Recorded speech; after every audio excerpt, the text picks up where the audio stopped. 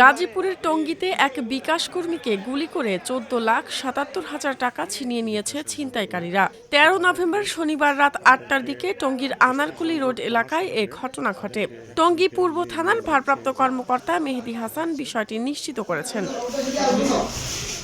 Police ও স্থানীয় সূত্রে জানা গেছে, টঙ্গী পূর্ব থানার আনারকুলি রোড দিয়ে মোটরসাইকেলে যাচ্ছিলেন বিকাশকর্মী আরিফ হোসেন এবং আজাদ নামের দুই ব্যক্তি।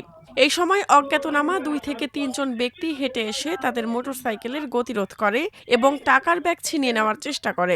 ব্যাগ নিয়ে ধস্তাধস্তির এক পর্যায়ে ছিনতাইকারীরা আরিফ হোসেনের বুকের ডান পাশে গুলি করে এবং বুকের বাম পাশে ধারালো চাকু দিয়ে আঘাত করে। একই সময় আজাদকে ধারালো অস্ত্র দিয়ে আঘাত করে তাদের সাথে থাকা 14,77,000 টাকা ছিনতাই করে পালিয়ে যায়।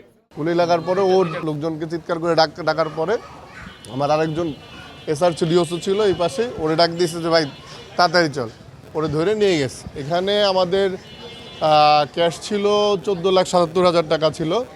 পরে স্থানীয়দের সহযোগিতায় তাদের টঙ্গী সরকারি হাসপাতালে নিয়ে গেলে কর্তব্যরত চিকিৎসক আরিফকে উন্নত চিকিৎসার জন্য ঢাকা মেডিকেল কলেজ হাসপাতালে পাঠান এবং আজাদকে প্রাথমিক চিকিৎসা দেওয়া হয়।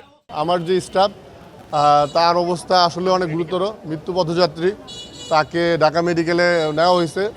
এই ঘটনায় এখন পর্যন্ত কোনো মামলা না হলেও অভিযুক্তদের ধরতে অভিযান চলছে বলে জানিয়েছেন টঙ্গী পূর্ব থানার ভারপ্রাপ্ত কর্মকর্তা মেহেদী হাসান।